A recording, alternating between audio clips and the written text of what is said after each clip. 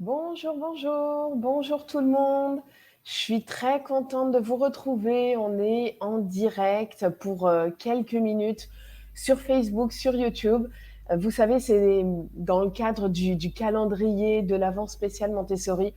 Je vous ai envoyé une vidéo par jour pendant tout le mois de décembre.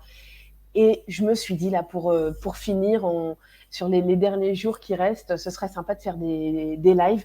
On en a fait un hier, j'en fais un aujourd'hui, ce sera le dernier. Mais demain, il y a une petite vidéo qui vous attend. Et c'est vrai que je suis contente de pouvoir répondre aussi à vos questions. Normalement, ça fonctionne. Alors, je suis pas très habituée au live, etc. Mais bon, j'espère que ça fonctionne bien. Normalement, on est en direct sur les deux plateformes. Si vous avez des commentaires, des questions surtout, n'hésitez pas à me les poser parce que c'est l'occasion que je puisse y répondre en direct.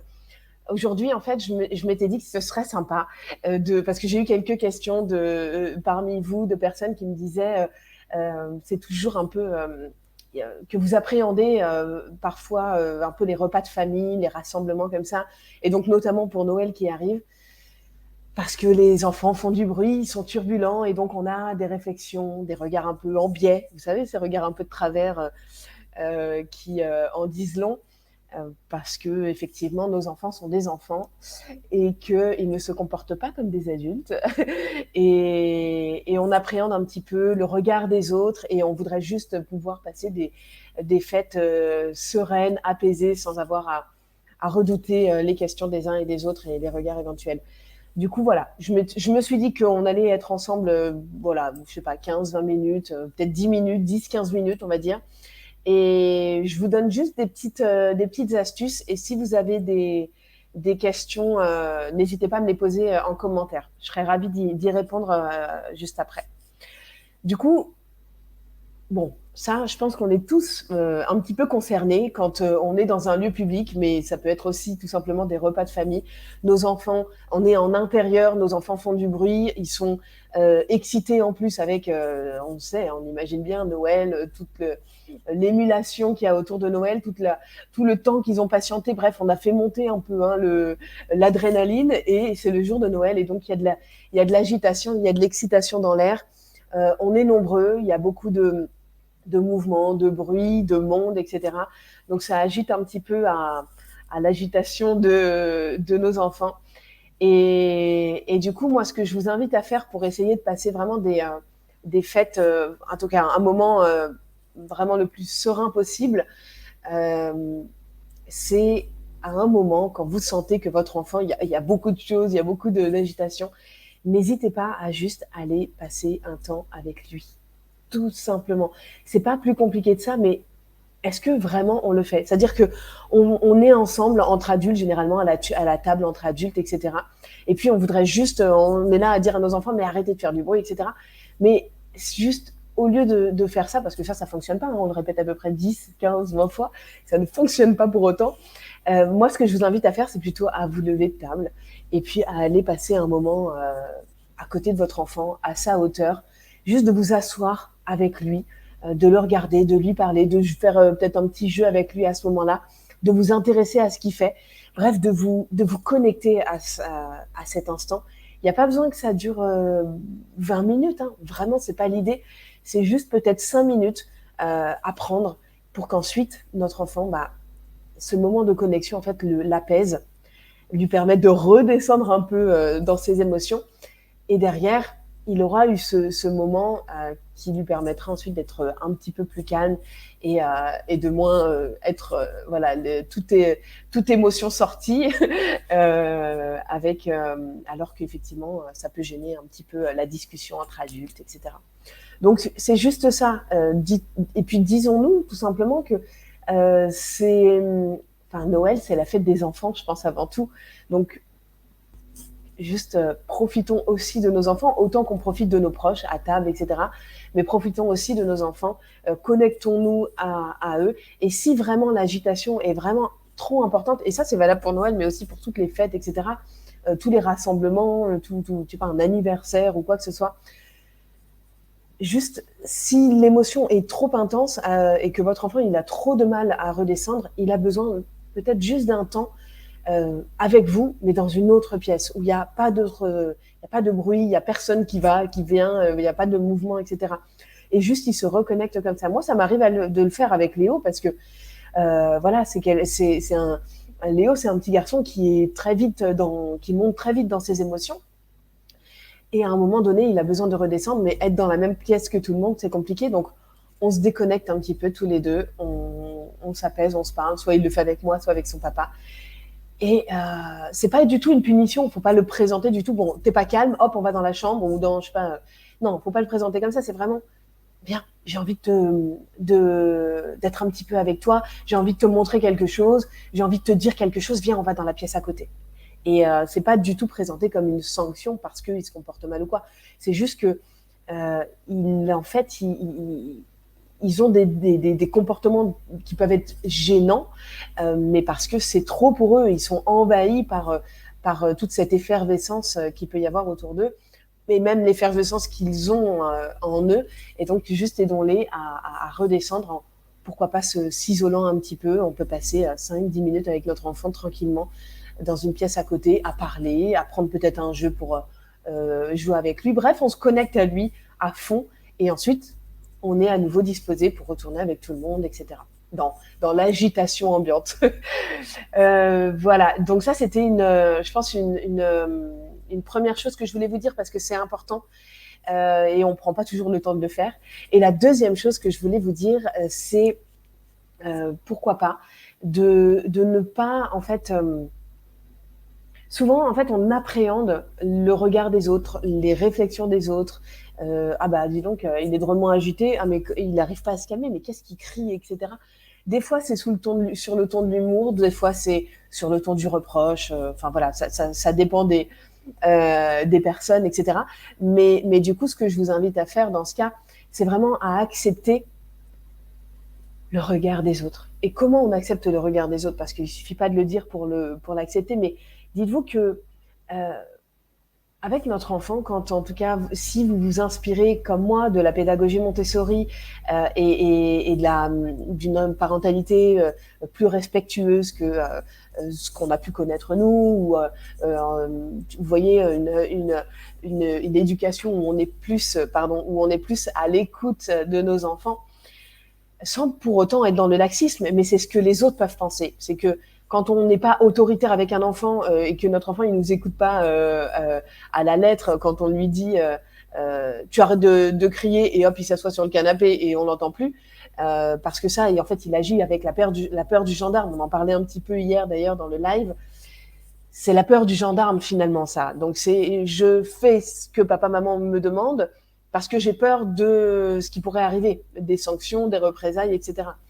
Euh, alors que nous, ce qu'on aimerait, ce qu'on cherche, c'est plus de la coopération, c'est-à-dire j'arrête de crier, l'enfant est capable de se dire j'arrête de crier parce que je sais que c'est bon, parce que je sais que c'est bien, parce que je sais que c'est bon pour moi, parce que là je suis dans les tours et que ça me fera du bien de redescendre et de m'apaiser. Et puis parce que aussi ça gêne les autres personnes et ça empiète sur leur liberté. Ma liberté s'arrête là où celle des autres commence. Donc ça, c'est des choses que nos enfants, alors je dis pas qu'à 2 ans, ils en ont complètement conscience, etc. Mais petit à petit, en agissant ainsi, c'est ça qu'on vient inscrire en eux.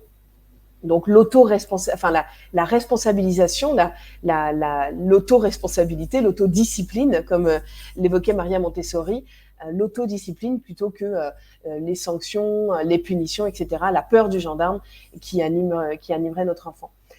Donc ça, c'est important de l'avoir à l'esprit et c'est que c'est une façon différente de faire par rapport à l'éducation un peu plus traditionnelle. Et donc, quand on agit comme ça différemment avec nos enfants, on vient remettre en question ce que les autres font et ce qu'ils ne font pas.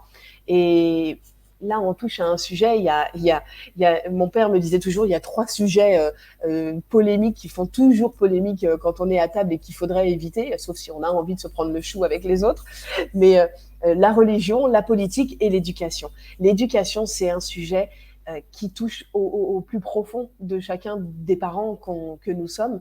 En tout cas, si nous sommes parents, ça touche à quelque chose de vraiment de profond, d'inscrit en nous. Et enfin voilà, on s'est tous investis en tant que parents dans l'éducation de nos enfants, etc. Et quand on agit différemment du plus grand nombre, on vient remettre en question la façon dont les autres agissent. Donc finalement, et ça les insécurise, en tout cas ça les questionne, ça les pousse à se questionner, ça les pousse à se dire mais est-ce que j'ai bien fait, etc. Et ça, bah, ça peut évidemment créer des doutes, des craintes, peut-être du coup fermer des portes, etc. Et ça, il faut l'accepter, parce que chacun en est là où il en est sur son chemin. Il faut accepter que chacun, voilà, la diversité et que chacun d'abord a ses propres croyances, a ses propres convictions. Et puis chacun agit différemment et tout le monde n'est pas capable de se remettre en question et c'est ok. Enfin, je veux dire, c'est pas du tout un jugement de valeur quand je dis ça. C'est que moi, je suis pas capable de me remettre en question certainement sur plein de sujets, mais en tout cas sur l'éducation, j'ai fait ce travail de remise en question où voilà, c'est ça qui m'a mené vers la pédagogie Montessori, etc. Donc tout ça pour dire que quand on agit différemment, et c'est ce que les gens voient quand on agit avec notre enfant, ça les remet eux en question. Donc c'est finalement, et s'ils font des réflexions, etc., c'est plus finalement eux dont ils parlent que de nous. C'est pas tant un jugement de valeur sur nous, ce qu'on fait, etc. C'est plus, attends, ça me questionne, ça m'insécurise. Bah non, alors je clôture et du coup j'attaque pour me défendre. Donc c'est pas conscient évidemment. Tout ça, c'est des mécanismes qui sont inconscients et qui sont voilà. C'est pas malveillant, c'est absolument pas malveillant. Il n'y a aucune malveillance là-dedans. C'est juste un système de défense un petit peu naturel, j'ai envie de dire. Et qu'on ferait la même chose si on était dans cette position parce que c'est complètement humain. Donc juste être dans cette compréhension-là, dans cette empathie, j'ai envie de dire, et d'accepter que juste les gens sont là où ils en sont. Et nous, ça ne devrait pas remettre en question notre éducation, nos convictions, enfin l'éducation qu'on donne à nos enfants, nos convictions, etc. Donc voilà, ça c'était par rapport au regard des autres et essayer d'accepter le regard des autres et de ne pas le subir, plutôt d'accepter qu'il est là parce qu'il est là, mais de ne pas le subir en se disant bon bah oui c'est vrai peut-être qu'ils ont raison et de nous faire et que ça nous fasse douter, etc. Absolument. Cam qui me dit c'est déjà super d'être raccord avec le papa. Bah déjà c'est et c'est pas toujours le cas et c'est difficile quand c'est pas le cas, mais c'est pas toujours le cas et effectivement mais Cam si c'est ton cas, bah c'est génial parce qu'effectivement ça facilite grandement les choses. Absolument. Ou l'inverse, hein. Des fois, c'est la maman qui est dans l'autorité et l'autre qui est. Enfin voilà, les rôles parfois sont inversés, mais effectivement, c'est compliqué quand c'est le cas. Voilà, donc ça c'était une autre petite astuce que je voulais vous donner pour essayer de passer des fêtes les plus sereinement possibles. Et il y a autre chose, il y a une dernière chose quand même qui était importante à mes yeux en tout cas, c'est de quand on a nos enfants qui sont turbulents, on a des réflexions d'adultes qui nous disent ah, mais oui c'est vrai, mais qu'est-ce qui fait du bruit, qu'est-ce qui bouge dans tous les sens, oh, il est fatigant, mais il peut pas se calmer 2 secondes. Et des fois c'est sur le ton de l'humour, donc c'est un peu plus vicieux, j'ai envie de dire, parce que c'est pas frontal. Là, le frontal, on sait de quoi il s'agit, voilà, on a l'info et c'est comme ça. Mais quand c'est sur le ton de l'humour, on se demande un peu si c'est du lard ou du cochon. Enfin voilà, ça dépend après de la relation qu'on a avec la personne. Mais tout ça pour dire que l'astuce que je voulais vous donner, c'est d'accepter que nos enfants soient des enfants.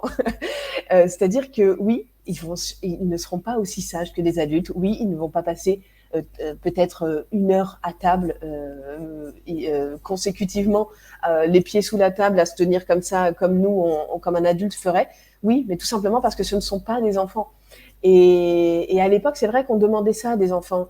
On leur imposait de rester à table tout le long du repas, etc. Et on était beaucoup plus dans...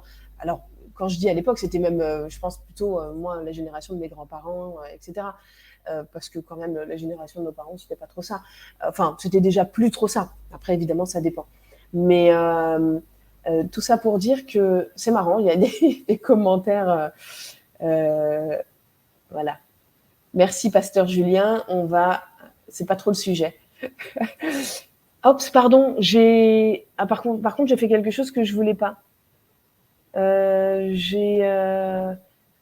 sais pas si les commentaires fonctionnent. Vous pouvez peut-être essayer de me dire si les commentaires fonctionnent, parce que là, je sais pas si j'ai fait une mauvaise manip. Et d'ailleurs, si vous avez des questions à poser en commentaire, allez-y, hein, on est là pour ça, pour échanger, etc. Donc, surtout, posez-les en commentaire. Essayez de m'écrire en commentaire, d'ailleurs, pour voir si ça fonctionne. J'ai l'impression que c'est bloqué. Ouais. Bon, alors ça a l'air. Imen me dit que oui, ça fonctionne. Bonjour à toi, Imen. Bonjour, Margère. J'espère que oui, les commentaires fonctionnent. Super. Je dois mal le prononcer, ton nom de famille. Ton prénom, pardon. Je suis désolée. Coraline qui me dit que tu vois aucun commentaire. En fait, comme on est à la fois sur Facebook et sur YouTube, moi, je sais pas si les gens. Alors, je sais qu'on est 133 en ligne, en tout. Bonjour Alexandra, oui ça fonctionne. Écoutez, les commentaires ont l'air de pas mal fonctionner. Bonjour Ophélie qui est là, bonjour Soussou, je pense que tu dis Soussou. Bonjour à toi. Ok, ça fonctionne, super. N'hésitez pas à me poser des questions hein, si vous voulez. Florise, merci d'avoir testé pour moi, c'est sympa. Ok, Ophélie qui est sur YouTube. Ouais, je sais qu'il y a les deux plateformes, donc j'avais essayé de mettre Instagram, mais en fait ça fonctionnait pas. Mais bon, peu importe. Je continue et surtout je répondrai aux questions tout à l'heure, donc n'hésitez pas à m'en poser. Tout ça pour dire que voilà, il faut accepter que nos enfants sont des enfants et qu'ils vont pas se comporter comme des adultes, à se tenir à carreau comme des adultes.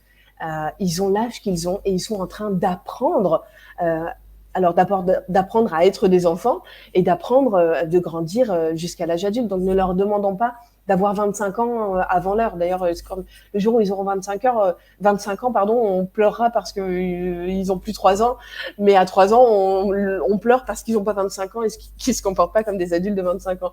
Donc voilà, essayons d'accepter aussi qu'ils sont des enfants et ils ne rentrent pas dans le moule, ils ne sont pas sages comme des images, comme la plupart aimeraient certainement. Très bien, ils sont vivants, d'accord, et ce sont des enfants.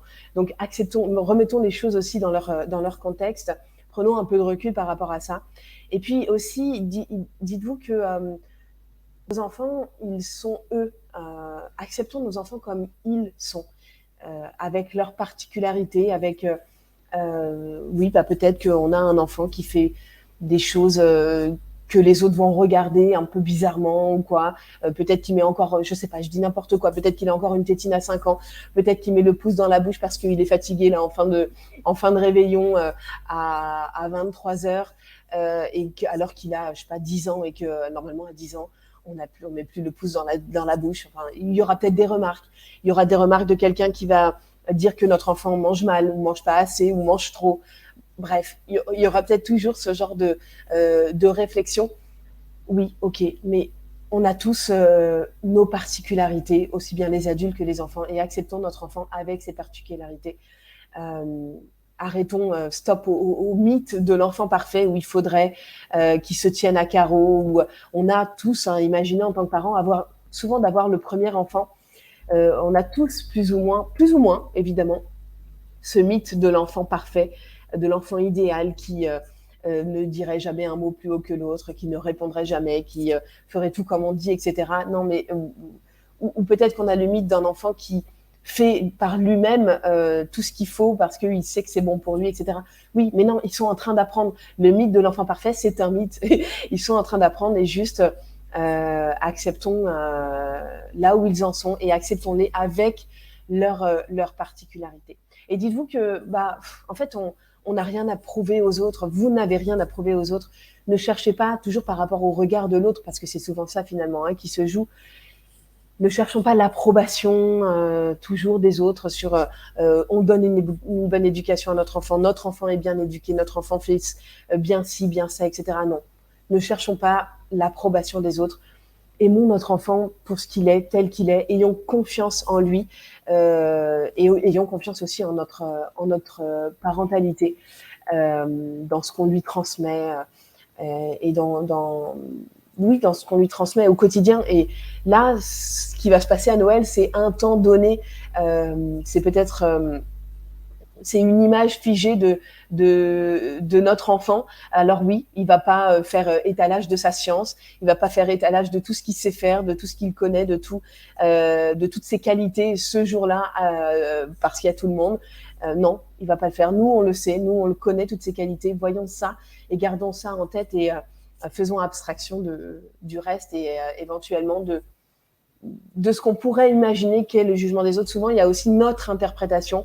Chacun est aussi, pense aussi à soi et aussi quand les gens font des réflexions, bon, bah, c'est juste, ça n'a pas forcément nous, c'est important pour nous, on le prend pour nous personnellement, etc. Mais finalement, ça a moins d'importance pour celui qui le dit que pour celui qui le reçoit. Donc, remettons ça aussi dans son contexte, les réflexions dans leur contexte et donnons-leur l'importance qu'elles ont. Voilà, c'est surtout ça. Et évitons de leur donner une trop grande importance et une interprétation qui est parfois même erronée. Coraline qui me dit tes mots résonnent en moi, c'est l'une des appréhensions que j'ai lors du réveillon. J'ai un enfant qui extériorise énormément ses émotions. Oui, non, mais c'est exactement ça. Je suis contente que ça te parle, Coraline, et j'espère qu'en tout cas ça t'aidera, tu vois, ces petites astuces et puis de prendre un peu de hauteur, du recul sur tout ça. Moi aussi, j'ai un garçon qui a un TDAH et donc qui est qui a des émotions très exacerbées, qui les exprime pas forcément comme il faudrait socialement, etc. Et donc ça, c'est aussi un travail à faire sur nous. Il est comme il est, acceptons-le comme il est. Julienne qui dit acceptons les individualités de chacun, adulte comme enfant. C'est ça, c'est la tolérance en fait. C'est un beau message, tu vois, Julienne, que j'aime ces mots-là parce que c'est un message de tolérance. Acceptons les gens comme ils sont en fait, avec leurs qualités et avec aussi leurs défauts ou leur vulnérabilité. Voilà, et on en a tous. Être parent fait tellement grandir, mais c'est exactement ça. Moi, je dis toujours que j'ai autant grandi que mes enfants depuis que je suis maman, parce que ils m'ont tellement. Oui, j'ai beaucoup. Alors déjà, pour deux choses. D'abord parce que ça nous renvoie d'abord à l'enfant qu'on a été, peut-être à l'éducation qu'on a reçue. Ça nous pousse à nous remettre en question, etc. Ça nous pousse à mieux nous connaître, parce que aussi nos enfants même en grandissant, nous poussent parfois dans nos retranchements, nous demandent de nouvelles ressources, de nous questionner, etc. Et à la fois quand ils sont bébés, et puis même quand ils grandissent. Donc, on grandit toujours avec eux, je pense. Et puis aussi, la deuxième chose, c'est que ils ont des qualités ils ont des capacités qu'on n'a plus nous en tant qu'adultes. Et je trouve qu'ils sont hyper inspirants, par exemple, sur leur capacité à vivre le moment présent et à ne pas être toujours dans l'anticipation de ce qui va se passer après, etc. Et je trouve que ça, c'est magnifique parce que ils profitent vraiment de chaque instant. Alors, ça veut dire aussi qu'ils sont à 100% quand ils sont tristes, ils sont à 100% tristes. Quand ils sont en colère, ils sont à 100% en colère. Alors que nous, quand on est en colère, même quand on est triste, on sait qu'après, ça va passer. Eux, non, ils savent pas que ça va passer. Eux, ils pensent enfin, ils pensent pas, en fait. Ils pensent pas. Ils sont envahis par leurs émotions, ils ne voient plus que ça. Alors que nous, même si on est dans la colère ou dans la tristesse ou quoi, on a quand même un petit pourcentage de nous qui sait que ça, c'est une émotion qui va passer. Et donc, ça peut être difficile à vivre, de cette capacité à vivre l'instant présent pour eux. Mais par contre, c'est hyper inspirant parce que quand ils vont être à Noël, en train de profiter peut-être avec les autres enfants, d'ouvrir les cadeaux, d'écouter les chants de Noël, de partager le repas, ils sont juste dans qu'est-ce que je mange là tout de suite, qu'est-ce que je suis en train d'ouvrir comme cadeau là tout de suite, voilà. Et pas dans alors tout à l'heure on va faire ci, on va faire ça, peut-être. Nous on anticipe tout, on est toujours dans l'après. Eux ils sont dans le maintenant et ça je trouve que c'est inspirant. C'est vraiment inspirant pour ça. Ouais, exactement. Mais oui, je suis complètement d'accord. Ouais. Euh, c'est vrai que Vous avez peut-être suivi le calendrier de l'Avent spécial Montessori tout le mois de décembre. Je ne sais pas si vous l'avez bien reçu. Alors, juste avant que je continue là-dessus, il y a Aurélie qui me dit: les enfants peuvent-ils manger avant nous lors des repas de fête? Merci de votre réponse. J'adore vous écouter. Je bois vos paroles. Merci Aurélie, c'est adorable. Euh, Est-ce qu'ils peuvent manger de nous avant nous lors des repas de fête? Franchement, il n'y a pas de. Oui, bien sûr, ils peuvent. Ils peuvent aussi manger avec nous. Moi, je trouve qu'il n'y a pas de. Voilà, c'est le fonctionnement de chaque famille. Il n'y a pas une bonne manière de faire. Euh, c'est vrai que si le repas tarde à arriver pour les adultes, bah, ils risquent d'être, eux, d'avoir très faim. Et du coup, un enfant qui a faim, c'est un enfant qui ne. Enfin, c'est un besoin primaire qui n'est pas rempli. Donc, évidemment, ses émotions vont être un peu exacerbées, etc. Il va avoir ils ont du mal. Quand ils ont faim, ils n'ont plus que faim. Ce sont des besoins primaires auxquels ils ont besoin qu'on réponde. Moi, je pense que c'est pas mal de les faire manger avant. Ça peut être une bonne astuce, dans le sens où ça évite qu'ils se jettent sur les apéritifs et que du coup, ils se nourrissent pas forcément de choses qui sont forcément saines, etc. Donc voilà Aurélie. Mais après, franchement, ça dépend vraiment du fonctionnement de chaque famille. Il n'y a pas vraiment une bonne manière de faire, je trouve. Je t'en prie. Alors, je ne sais pas si vous avez suivi, vous pouvez peut-être me dire si vous avez suivi le calendrier de l'Avent spécial Montessori. Il y avait une vidéo par jour en décembre. Alors, d'habitude, je poste une vidéo par semaine sur Horizon Famille, que ce soit Facebook, YouTube ou Instagram. Et là, pendant le mois de décembre, je me suis dit, allez, je fais un calendrier de l'Avent où je fais une vidéo, une petite vidéo par jour. Et donc, j'ai partagé beaucoup de choses avec vous. Et j'ai vu qu'il y avait une super émulation. Vous m'avez écrit dans les commentaires, mais aussi par message, par email, etc. J'étais tellement heureuse de voir tout ce bel engouement. C'était vraiment chouette. Et sachez que si vous avez envie d'aller encore plus loin avec la pédagogie Montessori, parce que là, tout à l'heure, on parlait d'avoir confiance dans sa parentalité. Et c'est vrai que quand on a confiance dans les choix éducatifs qu'on fait pour nos enfants, bah, on fait beaucoup plus abstraction et on accepte beaucoup plus le regard des autres. On est moins dans cette soumission ou dans ce recherche d'approbation, ou même tout simplement on subit moins le regard des autres. On est plus sûr de nous. Et moi, je sais que la pédagogie Montessori, le fait de m'être formée à cette pédagogie, ça m'a donné vraiment des éléments pour me sentir mieux dans mon rôle de maman et sans avoir toujours ce regard que ce regard me fasse douter et de craindre des remarques, les regards, etc. Et du coup, si vous avez envie d'avoir vraiment d'être plus sûr de vous en tant que parent et aussi de mener votre enfant vers une parentalité vers plus d'autonomie, plus de prise d'initiative, c'est-à-dire des enfants qui sont responsables, qui sont capables de prendre des décisions pour eux parce qu'ils ont cette capacité à prendre des initiatives, à réfléchir par eux-mêmes, parce qu'ils sont autodisciplinés, petit à petit ils développent cette autodiscipline qui s'inscrit en eux, etc. Si vous avez envie de mener votre enfant vers ça, vous pouvez aussi aller plus loin avec la pédagogie Montessori. C'est ce que j'ai fait quand je me sentais limitée avec les vidéos, les articles que je lisais sur Internet. Je me suis dit, mais il faut que je me forme. Et je me suis formée à la pédagogie Montessori.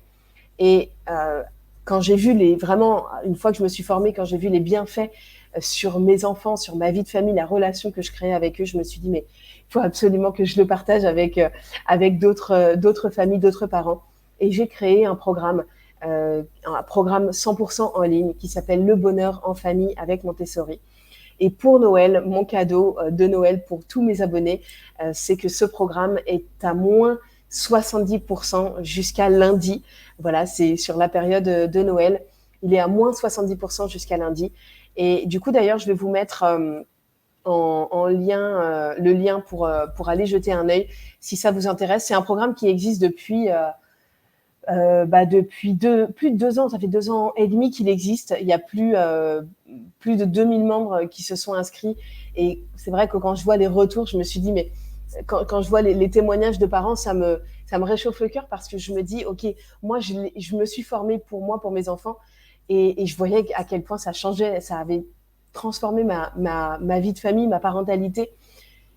Et le jour où je me suis dit, il faut que je le partage avec d'autres parents, bah, j'étais heureuse de voir à quel point ça fonctionnait aussi pour eux, parce que j'en avais pas la certitude, même si je savais que ça s'adressait à tous les enfants, etc. Mais voilà, j'étais quand même heureuse de recevoir ce genre de retour où les parents me disaient mais que effectivement ça avait vraiment changé leur façon de considérer l'éducation, de considérer l'enfant, de regarder leur enfant et de s'adresser à lui pour le mener vers plus d'autonomie, plus d'autodiscipline et plus d'épanouissement surtout, parce que c'est quand même ça l'objectif, c'est que nos enfants soient heureux, évidemment. Oui, bah super. Merci, Juliane. Bah oui, j'étais super contente. Oui, j'ai suivi le calendrier. C'était juste excellent, super inspirant et surtout formateur. Merci, Imen. Yes. Et on ne peut pas toujours anticiper ce qui sera le cas à Noël, me dit Célia. C'est clair. J'ai suivi vos formations excellentes. Merci, Célia. Super, je suis super contente. Soleil qui me dit, j'ai 54 ans et je vous suis, j'aime votre méthode qui permet à la nouvelle génération de s'apaiser et vivre la parentalité avec douceur. Absolument. C'est vraiment ça, c'est d'être aussi plus sûr, plus droit dans ses baskets, d'être aligné aussi avec nos choix éducatifs et de faire vraiment, de pouvoir euh, assumer nos choix et sans que ce soit toujours remis en question par l'éducation plus traditionnelle, parce qu'on voit un petit peu autour de nous, etc. Et ça, c'est une relation, franchement, quand on crée cette relation-là avec notre enfant, où on le responsabilise, où on l'autonomise, mais c'est beau, en fait, de voir, c'est presque magique, j'ai envie de dire, de la relation qui se crée. Et c'est une telle satisfaction, une telle joie de voir notre enfant grandir comme ça et se responsabiliser et grandir sur des bases vraiment solides. Je dis toujours qu'on est le plancher pour nos enfants et qu'ensuite, bah, il y a toutes les briques, les fréquentations, l'école, la famille plus éloignée, les amis, etc. Mais que nous, si on apporte le plancher, les fondations solides de la maison que notre enfant est en train de se construire, bah, du coup, derrière, bah, c'est l'autoroute. Ou en tout cas, il va peut-être pouvoir, non pas se construire une petite cabane, mais un beau château.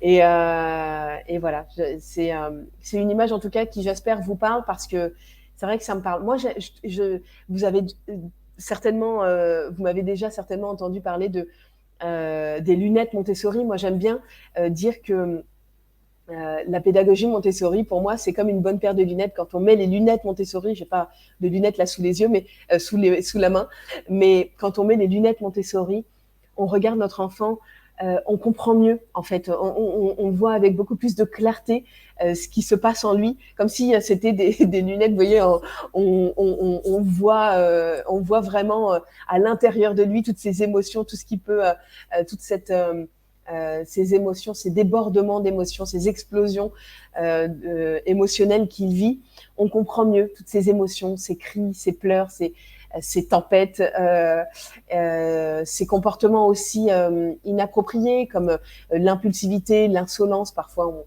on parle d'insolence, tout ça, avec les lunettes Montessori, on comprend en fait ce qu'il y a derrière, on voit derrière en fait. Et d'ailleurs, quand on enlève les lunettes, on voit flou et on se dit mais qu'effectivement, on ne voyait rien jusque-là. Donc, on remet vite les lunettes Montessori pour à nouveau être dans cette compréhension de ce que vit notre enfant. Et quand on comprend ce que vit notre enfant, c'est pas pour autant qu'on cède à tout, évidemment. Ça ne veut pas dire que je sais pas moi, il crie pour nous demander de lui amener je ne sais quoi, cet écouteur, je dis n'importe quoi, mon écouteur. S'il crie pour nous demander de lui apporter cet écouteur, nous, on sait pourquoi il crie parce qu'on a la connaissance, du coup, grâce à la pédagogie Montessori et au programme que je propose, on sait pourquoi il crie. Parce qu'on a cette compréhension qui nous permet d'avoir cette empathie et de garder notre calme. Donc, on sait pourquoi il crie. C'est pas pour autant qu'on va lui apporter l'écouteur alors qu'il nous le demande en criant. Non, on va ça c'est céder, ça c'est le laxisme, de dire ok, il crie, bon, on veut qu'il arrête de crier, vite, on va lui donner l'écouteur. Non, on sait pourquoi il crie, mais pour autant, on va lui expliquer que pour nous demander un écouteur, c'est pas en criant qu'on va le faire, mais c'est en parlant. Ah, c'est l'écouteur dont tu as envie? C'est ça que tu me demandes? Ouais, mais alors tu vois, quand tu cries, c'est pas la bonne manière de demander. Comment est-ce que tu pourrais demander? Alors, s'il est tout petit, on va l'aider évidemment à répondre à cette question. On va lui dire, tu vois, la prochaine fois que tu as envie de me demander l'écouteur, bah, tu me le demandes comme ça doucement. Est-ce que je pourrais avoir l'écouteur, maman, s'il te plaît? Voilà. Juste, on lui donne ces mots-là, sans lui dire, écoute, quand tu me demandes la prochaine fois, tu arrêtes de crier. Ça, on peut pas crier pour lui demander d'arrêter de crier. Ça, en tout cas, si on le fait, parce que ça nous arrive à tous de le faire, si on le fait, ça fonctionnera pas.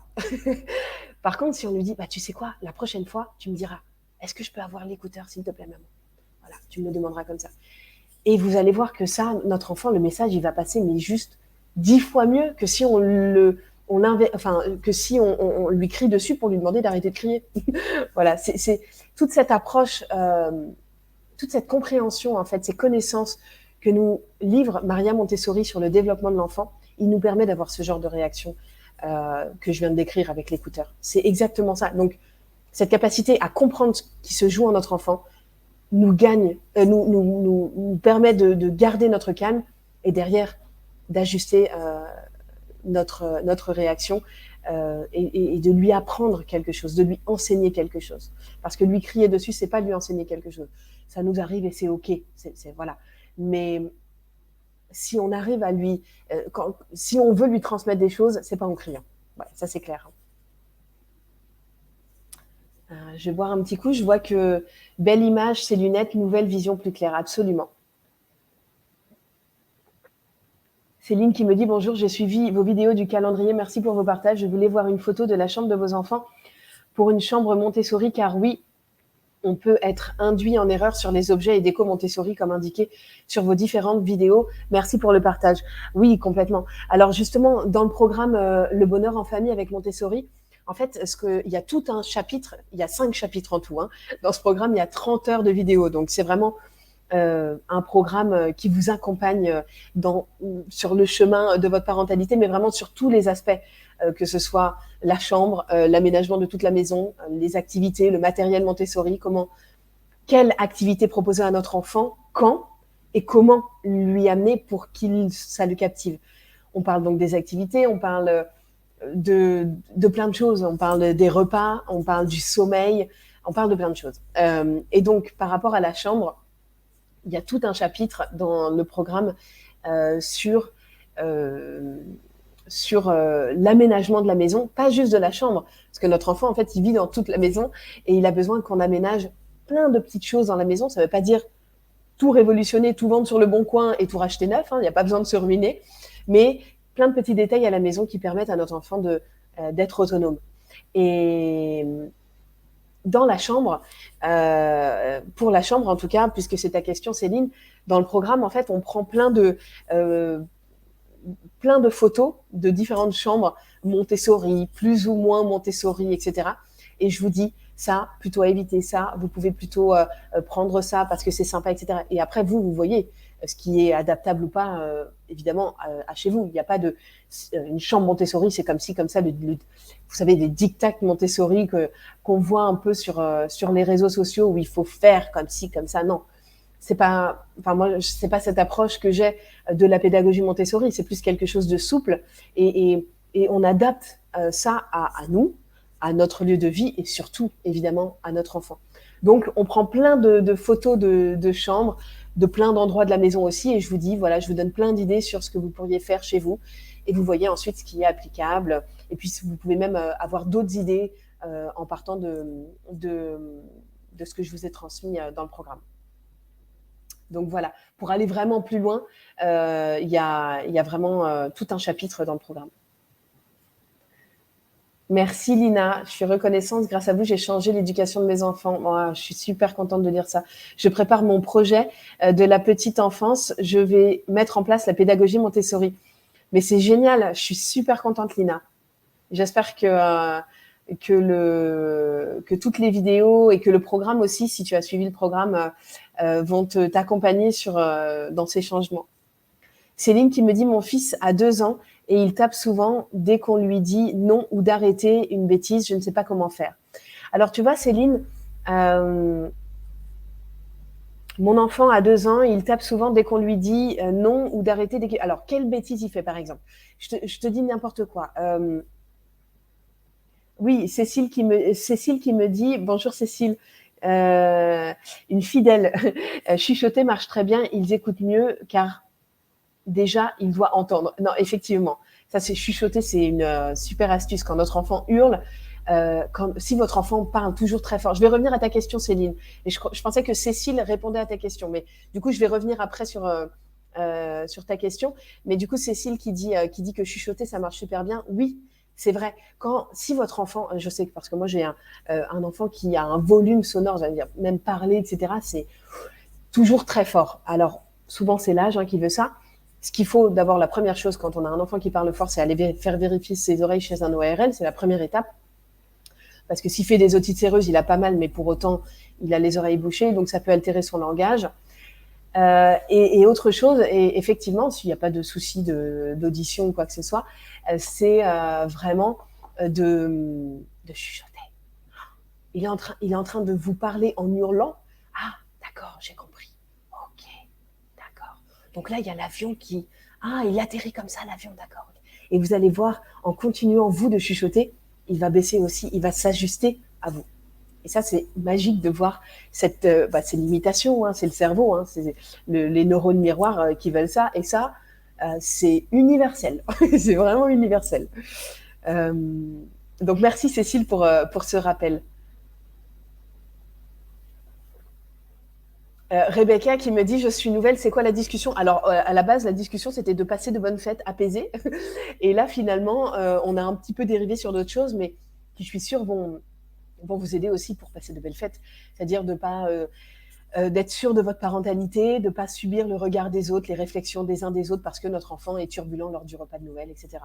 Donc c'est un petit peu ça le sujet. J'ai donné quelques astuces et puis là du coup je réponds à vos questions. Donc n'hésitez pas à m'en poser. Donc Céline, pour compléter, merci, super. Alors, un exemple, il tape sur le chat quand il le voit sur le canapé, et lorsque je lui dis non, on ne tape pas le chat, il vient me mettre une tape sur la cuisse. Ok. Et ben alors ça, typiquement Céline, ce que tu peux faire plutôt que de lui dire on ne tape pas le chat, tu viens avec lui. Alors tu peux, si tu es là, attends, tu peux effectivement quand même intervenir physiquement pour retenir son bras avant qu'il tape le chat. Et puis surtout, tu peux après, alors si le chat est encore là, si c'est pas carapaté, si le chat est encore là, tu prends la main de ton fils, de ta fille, je sais plus, de ton fils, et tu lui dis regarde comment on fait sur le chat, comme ça. Lui dis pas on ne tape pas le chat, dis-lui regarde comment on fait avec le chat et avec ta main. Tu caresses le chat. Oh, regarde, oh, il a l'air super content. Regarde, il ronronne. Alors, il va pas ronronner tout de suite, parce que quand même, il vient de se faire taper juste avant. Mais, mais vraiment, lui dire, au lieu de lui dire ce qu'il ne peut pas faire, dis-lui ce qu'il peut faire. Parce que euh, là, tu es juste, en fait, euh, en train de lui dire, ça, tu peux pas. Mais du coup, lui, il est là, tu lui dis, tu peux pas. Donc déjà, lui, il n'entend pas forcément la négation, ça, c'est une première chose. Il n'entend pas tu ne dois pas taper, il entend, lui, taper. C'est le mot-clé. Il a 2 ans, il va au mot-clé, il est dans l'émotion, il est dans le mot taper. Donc taper, hop, je tape. Et donc derrière, il te tape toi aussi. Alors que tu vois, Céline, tu me dis, d'accord, merci, parfois, il lui fait des câlins, mais des fois, il vient juste pour le taper. Je suis sûre qu'il lui fait des câlins des fois. Donc vraiment, valorise-le, tu vois, quand il lui fait des câlins, parce qu'en fait, il fait les deux, lui, il voit pas, lui, il veut expérimenter les deux, ton enfant, tu vois, et il voit pas le mal à taper le chat. C'est juste une expérimentation comme une autre. Comme le câlin est une autre expérimentation. C'est une expérience qu'il vit. Comme il pourrait lui tirer les moustaches ou, je sais pas moi, lui couper les griffes. Tout ça, ce sont des expérimentations. Et il n'y a pas de mal de bien pour lui. Tout se vaut, d'accord?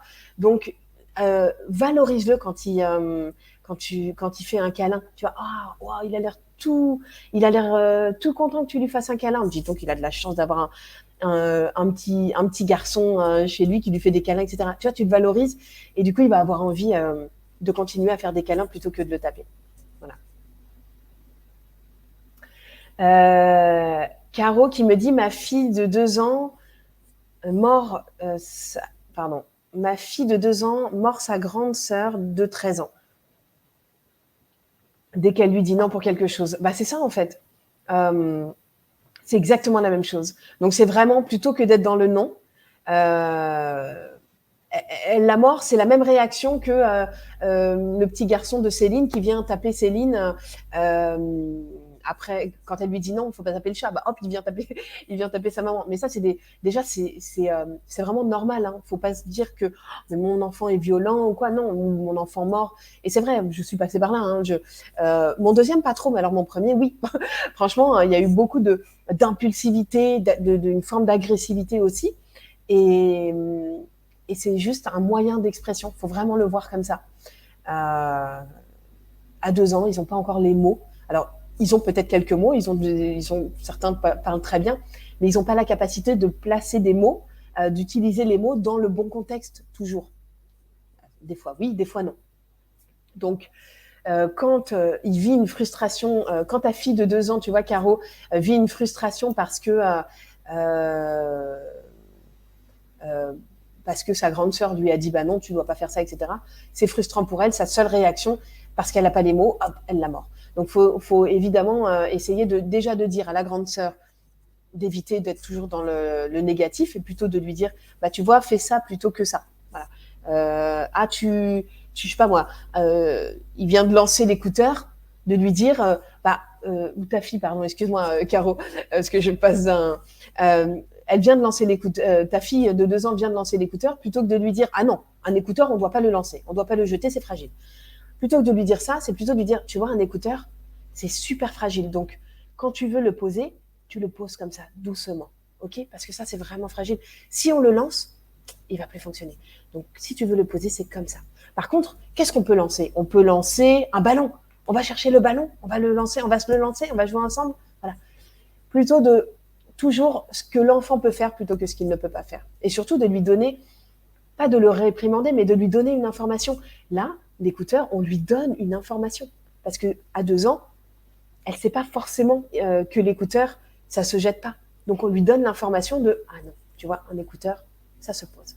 C'est comme ça qu'on l'utilise. Céline qui me dit attention à la lecture corporelle du chat pour éviter les accidents. Oui, je suis comportementaliste. C'est important de lire le chat et de respecter son consentement. C'est vrai que les chats ne veulent pas toujours. J'ai grandi avec des chats et j'ai des parents passionnés de chats, pas comportementalistes, mais par contre, voilà, chez nous, ça a toujours été vraiment dans le respect du chat, etc. Et puis le fait qu'effectivement le chat alors, ça dépend des chats, ça dépend de leur caractère, de leur histoire aussi, comment ils ont grandi, etc. Mais du coup, Céline, je pense que tu sauras mieux en parler que moi. Mais les chats ne veulent pas toujours qu'on aille vers eux pour les câliner, etc. C'est plutôt eux qui viennent à nous. Donc, c'est différent d'autres animaux comme les chiens ou quoi. Donc, effectivement, les câlins, le chat peut ne pas toujours les accepter. Et du coup, ça, il faut l'enseigner à l'enfant.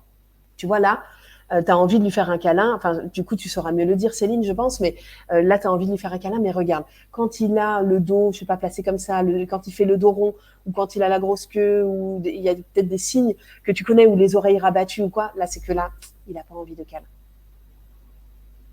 Donc, il faut le respecter. Quand toi, tu n'as pas envie qu'on te fasse un bisou, bah, tu n'as pas envie. Et donc, moi, je ne fais pas le bisou.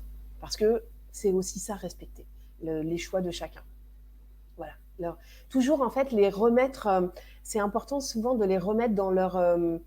De les renvoyer à eux, à ce qu'ils vivent. Par exemple, quand on parle du partage, on en parlait un petit peu hier, quand on parle du partage, c'est vraiment. Toi, un enfant qui, par exemple, a pris des mains un objet à un autre enfant, c'est de lui dire tu sais, tout à l'heure, j'ai vu que tu jouais avec on revient sur l'écouteur, j'ai vu que tu jouais avec cet écouteur. Je pense que si le petit copain il t'avait pris l'écouteur, tu aurais été vraiment déçu, peut-être même que tu aurais été très très en colère parce que tu avais encore envie de jouer avec l'écouteur, tu avais envie de faire ci, de faire ça avec, etc. Et là, c'est pareil. Pour lui, il est très triste et il est très en colère que tu lui aies pris son jouet. Donc, ce qu'on va faire, c'est que tu peux lui redonner. Et puis, dès qu'il a fini, ce sera ton tour. OK? T'as envie de l'avoir, ce jouet? Ah ouais, OK, super. Tu peux attendre un petit peu. Je suis sûre que dès qu'il a fini, il va te le donner. Et souvent, ce que je disais aussi, c'est que l'enfant, du coup, qui récupère son jouet, souvent, il va très vite le donner. Parce que en fait, il a envie d'interagir. L'objet n'a plus tant d'intérêt que ça, mais c'est plus l'interaction humaine à ce moment-là qui a de l'intérêt et donc il a envie de prêter, de donner. Cécile qui dit « J'ai suivi la formation pour gérer les crises de Terrible 2. Ça aide beaucoup, beaucoup. Je l'ai appliqué à 3 ans et demi au rayon jouets de Monoprix. C'est difficile, la société a tellement de choses. » Ouais. La formation dont tu parles, Cécile, c'est l'atelier spécial sur les crises et les tempêtes émotionnelles que j'ai créé pour les parents. Et en fait, avec la promotion là, c'est la promotion des. Je vous ai dit tout à l'heure, il y a moins 70% sur le programme complet Le Bonheur en Famille avec Montessori. Cette promotion, c'est mon cadeau de Noël pour vous jusqu'à lundi. C'est vraiment un programme qui est donc 100% en ligne. Il y a 30 heures de vidéo. Et c'est sur. Alors, vous pouvez le suivre sur votre téléphone portable, sur votre tablette et sur votre ordinateur. Vous êtes dans les transports, en voiture, etc. Vous pouvez suivre le programme et ça va vraiment vous aider à guider votre enfant vers l'autonomie, vers la responsabilité, le sens des responsabilités, l'autodiscipline, que l'enfant est capable de se responsabiliser en se disant bah, je fais ci, je fais ça, c'est pour mon bien, etc. Et vous allez voir qu'ils sont capables non pas d'agir toujours par la peur, avec la peur du gendarme, la peur de mal faire, la peur de déplaire à papa, maman, etc. Ou au contraire l'envie de provoquer papa, maman parce que bah, ça l'intéresse, etc. On n'est plus dans ces relations de conflit. Là, ce que je vous transmets avec ce programme sur la pédagogie Montessori, c'est vraiment plus d'avoir une relation de confiance, d'abord, avec votre enfant, basée sur la confiance et sur le respect mutuel. Et surtout sur la capacité d'autonomie de notre enfant, parce qu'il ne demande que ça. Et souvent, en tant que parents, l'éducation traditionnelle nous pousse vers...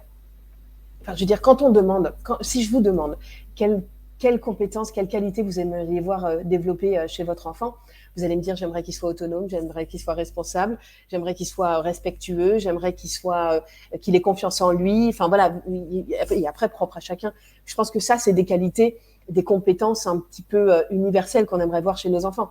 Après, il y a certainement plein d'autres choses qui sont propres à vous, évidemment. Mais du coup, ces choses-là, par exemple, l'autonomie, qu'est-ce qu'on fait aujourd'hui pour autonomiser notre enfant qui a 2 ans et qui ne demande que ça, d'être autonome? Souvent, au lieu de lui laisser la possibilité de s'habiller, ok, il va mettre du temps, mais il va finir par s'habiller. Au lieu de ça, on va vite lui mettre ses chaussures parce qu'on est en retard, parce qu'il va trop lentement, parce qu'il met la droite au lieu de la gauche. Moi, mon Gaël, combien de fois il est parti avec les chaussures comme ça, mises comme ça? Bah ouais, mais il les avait mises tout seul. Et ça, c'était ça qui comptait. C'était pas le fait qu'il allait passer de toute façon. Au final, il fait la sieste. Je suis sûre dans la journée, il a changé. Au pire, il fait la matinée comme ça. Et alors? C'est pas ses pieds qui vont se déformer pour une matinée comme ça. Donc, il est parti comme ça. Par contre, il s'est autonomisé. Il était autonome sur le fait que, ah bah ouais, je suis capable de mettre mes chaussures tout seul et j'ai pas besoin que papa, maman viennent me dire. Et franchement, c'est arrivé quelques fois. Mais aujourd'hui, il part toujours à l'école les pieds comme ça. Et l'important, c'est le processus, c'est pas le résultat. C'est pas que les pieds soient comme ci, comme ça, inversés ou quoi. C'est le processus d'autonomisation. Et même par rapport j'ai fait une vidéo sur la confiance en soi. C'est pareil. Qu'est-ce qu'on fait pour donner à nos enfants aujourd'hui confiance en eux, alors qu'on a envie qu'ils aient confiance en eux pour mener des beaux projets dans leur vie, parce que la confiance en soi, c'est dans le milieu professionnel, dans le milieu personnel, social, etc. Ça va jouer sur toute leur vie. Mais qu'est-ce qu'on fait aujourd'hui pour qu'ils aient confiance en eux? On entend combien de... Enfin, même, je sais pas, c'est quelque chose qu'on entend beaucoup autour de nous, c'est... mais non, c'est pas comme ça qu'on fait. On reprend nos enfants, on agit avec humiliation, avec punition, et finalement... en quoi ça leur donne confiance en eux? Qu'est-ce qu'on fait aujourd'hui qui permet à nos enfants d'avoir confiance en eux? Et bah typiquement, les laisser mettre leurs chaussures, même si c'est comme ça, c'est autonomie, confiance en soi. Parce qu'un enfant autonome, il voit qu'il est capable de faire les choses par lui-même, donc il se sent « Ah, je suis capable, je suis fier de moi, je suis satisfait de moi-même. » Et je suis pas satisfait pour satisfaire papa, maman, ah ils vont être contents, ils vont dire, ils vont me féliciter. Non, je suis satisfait pour moi, parce que moi j'ai réussi et je suis fier de moi. Et ça, c'est quelque chose, quand on arrive à semer des graines comme ça en nos enfants, je pense qu'on a tout gagné. Et en tout cas, eux, ils ont tout gagné, surtout. Et, et voilà, c'est exactement en tout cas ce que je transmets dans le programme Le Bonheur en Famille avec Montessori, qui est en promotion à moins 70%. C'est mon cadeau de Noël pour vous jusqu'à lundi. Et du coup, je vous ai remis le lien dans le chat.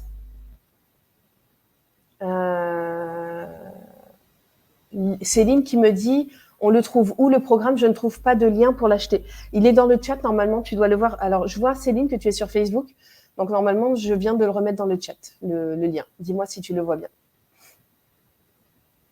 Et donc, voilà, moins 70% jusqu'à lundi. Et je reviens, parce que j'ai fait une digression là, mais je reviens sur Cécile qui me dit avoir suivi l'atelier sur les crises et tempêtes émotionnelles. En fait, en vous inscrivant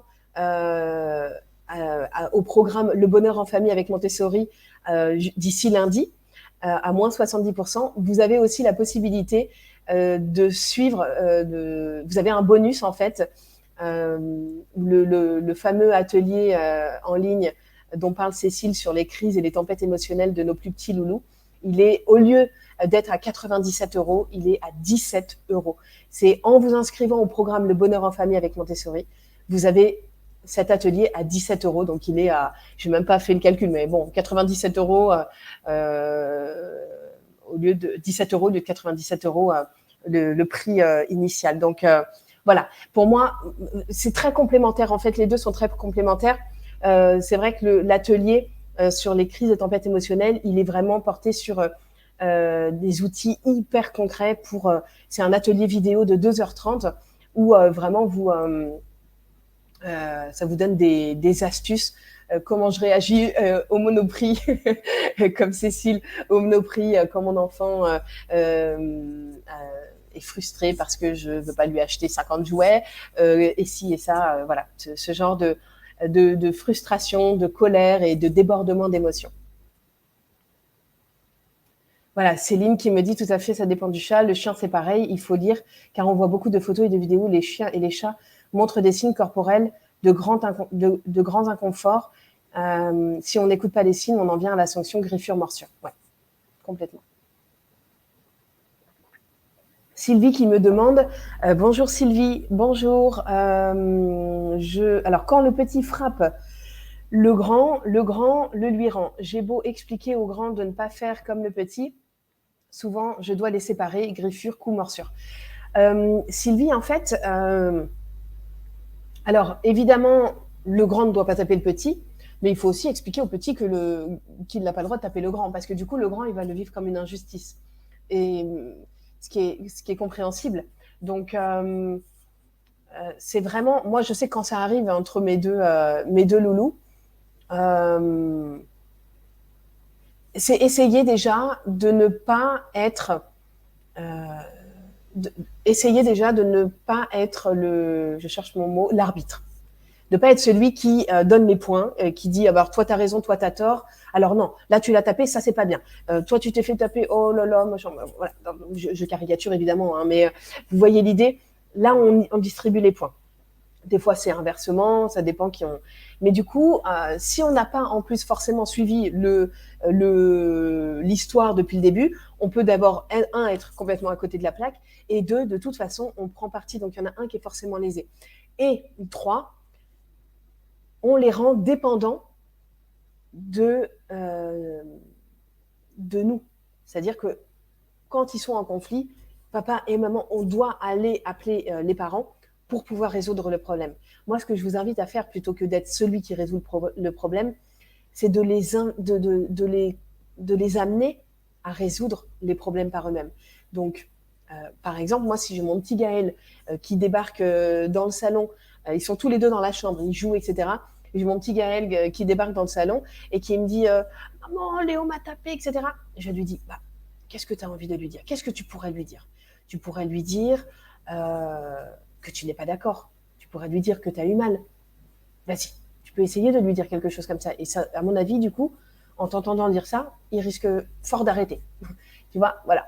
Et c'est alors que sinon, si je vais dans la chambre, je vais aller le voir et c'est moi, encore une fois, qui résout le problème. Là, j'ai donné un outil à Gaël en lui disant « Parle-lui, dis-lui. L'outil, le plus bel outil que vous pouvez donner à votre enfant, c'est de toute façon le langage. D'utiliser le langage. Parce que de toute façon, si j'utilise les mains, comme ils se frappent, tu me parles de griffure, coup, morsure, c'est juste que ils savent pas encore bien utiliser le langage plutôt que l'impulsif, plutôt que les gestes.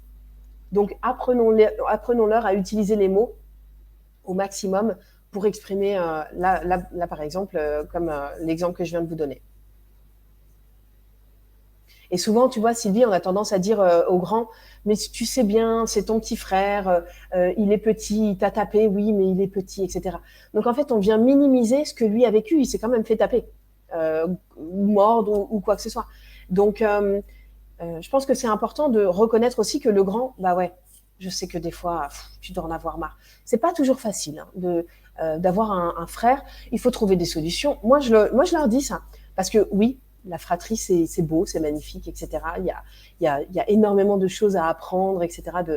de la fratrie, du fait de vivre ensemble. Mais il y a aussi un côté qu'il faut reconnaître et qu'il faut leur reconnaître à nos loulous, c'est que eh bien, c'est parfois difficile d'avoir un frère qui veut jouer avec nous, qui nous tape, qui casse nos jeux, qui détruit nos tours, etc. Et des fois, je leur dis, quand ils sont pas forcément tous les deux, mais des fois, je dis à Léo qui me dit j'en ai marre, Gaël, il a tapé, il a cassé ma tour, etc. Derrière, bah, je lui dis, bah ouais, je sais, franchement, tu dois être vraiment déçu parce que cette tour, en plus, j'ai vu, tu as mis beaucoup de temps, beaucoup de patience pour la construire. Et du coup, Gaël, il vient, il a tout détruit. Je comprends que franchement, ça t'est mis en colère. Et c'est pas toujours facile d'avoir un petit frère. Hein. Et puis derrière, on peut lui dire. Mais par contre, quand est-ce que tu aimes bien être avec lui? Quand est-ce que c'est chouette? Par exemple, quand vous jouez, quand vous faites une cabane, quand vous construisez une cabane tous les deux, etc. Ça, c'est sympa. Hein. Donc, tu vois, il y a des côtés sympas, il y a des côtés qui sont des fois un petit peu moins sympas. Ça dépend des moments. Voilà. Et juste qu'ils se sentent compris et qu'ils sentent qu'on ne minimise pas ce qu'ils viennent de vivre, c'est-à-dire qu'ils se sont fait taper ou qu'ils viennent de se faire détruire leur tour, etc. Donc voilà. Voilà Sylvie, j'espère t'avoir donné des petites pistes.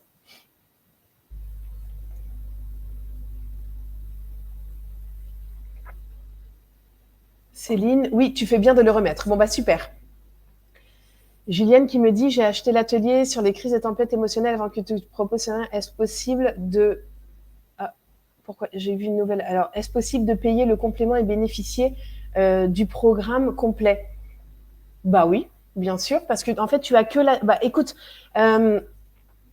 tu dois avoir mon email. Oui, je pense que tu as mon email, Julienne, si tu t'es inscrit à l'atelier sur les crises et tempêtes émotionnelles.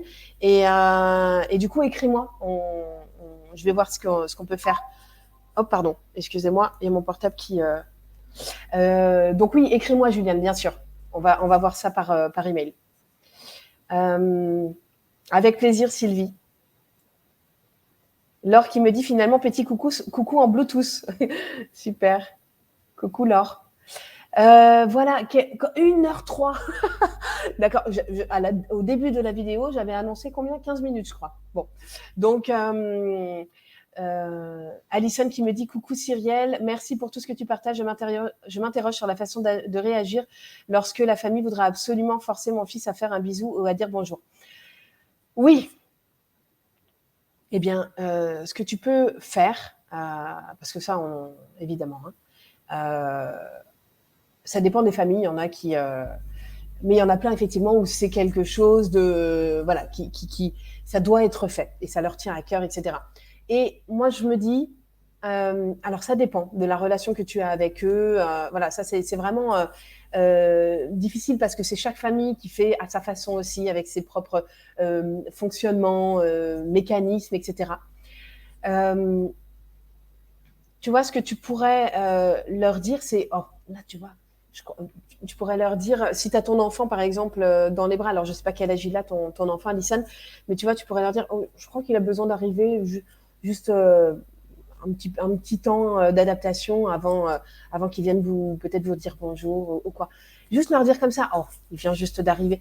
Voilà, sans dire, oui, bon, bah, il vient d'arriver, 2 secondes. Voilà. Si on rentre directement dans l'agacement, le frontal comme ça, bon, bah, voilà, on crée un froid et c'est pas du tout l'idée. On est là pour être ensemble, pour passer un bon moment à Noël, etc. Pour autant, on n'a peut-être pas envie de subir la loi des autres, juste de dire juste un petit temps, il vient d'arriver, il va dire bonjour juste après, ou peut-être là il vient de se réveiller, ou il vient d'arriver, il y a beaucoup de monde, ou il a besoin d'un petit temps d'acclimatation, parce que ça fait beaucoup pour lui, voilà, tout simplement. Bon, après, évidemment, Alison, je ne sais pas exactement comment ça se passe et si c'est déjà des choses que tu as vues et qui t'agacent ou quoi. Mais évidemment, c'est pas toujours facile. Mais l'idée, c'est de pas rentrer dans le conflit, quoi, parce que franchement, on n'est pas là pour ça et ça risque juste de mettre une mauvaise ambiance et pour tout le monde, vraiment. Voilà, voilà. Bon, je crois que là, on a fait 1 heure de live. On était parti pour 15 minutes. En tout cas, je vous remets le lien dans le chat pour vous inscrire, pour profiter de cette promotion de moins 70% sur le programme Le Bonheur en Famille avec Montessori jusqu'à lundi. Normalement, ce programme est initialement à 487 €. Là, il est à 147 €. Donc, vraiment, je vous invite à en profiter c'est mon cadeau pour Noël. Et en plus, comme je vous disais, vous avez ce bonus là d'avoir accès à l'atelier sur les crises et tempêtes émotionnelles pour 17 € au lieu de son prix initial. Donc là, on est vraiment sur du beau cadeau de Noël. Mais pour moi, c'est important, c'est ma façon de contribuer voilà, à faire connaître la pédagogie Montessori, la vraie pédagogie Montessori, pas celle qui est parfois popularisée avec beaucoup d'erreurs, d'approximations. C'est super que cette pédagogie soit plus démocratisée parce que plus de familles peuvent y avoir accès et pas juste les personnes qui ont la chance de mettre leur enfant en école Montessori. Tout le monde n'a pas cette chance-là parce que les écoles sont rares, parce que les places sont chères. Tout le monde n'a pas cette chance. Mais au moins, si à la maison, on donne à notre enfant la chance de grandir dans un environnement basé sur les valeurs de la pédagogie Montessori, je pense que c'est une belle chance, un beau cadeau qu'on lui offre pour la suite. Donc voilà. Laure, oui, il y aura un replay. Ça va être là, juste en ligne. Ça va être en ligne juste quand je vais couper le live. Ça va être sur Facebook et YouTube. Il y aura la rediffusion. Voilà, voilà. Merci beaucoup pour vos questions, pour votre participation. J'étais contente de faire ce live avec vous. Merci beaucoup. En plus pour vos messages touchants. Je suis très heureuse. Merci Cécile. Je vous souhaite à tous de passer de belles fêtes. J'espère que les astuces et tout ce qu'on a partagé là dans cette vidéo vous aidera à passer de belles fêtes. Et si vous voulez aller plus loin encore que ce qu'on vient de dire, parce que là, c'est une infime partie de ce qu'est la pédagogie Montessori, je vous invite à rejoindre le programme Le Bonheur en Famille avec Montessori et de faire partie de cette belle communauté montessorienne. Et en plus, on a un coaching live Montessori fin décembre, début janvier avec tous les membres où on sera tous ensemble réunis. Il y a toujours une belle énergie, une belle ambiance et je réponds à toutes vos questions. Donc voilà, je vous invite à rejoindre cette belle famille, cette belle communauté et surtout à changer, à embellir votre parentalité et votre vie de famille avec vos enfants. À très vite, merci 1000 fois. Je vous souhaite de merveilleuses fêtes et rendez-vous demain pour une nouvelle vidéo très courte.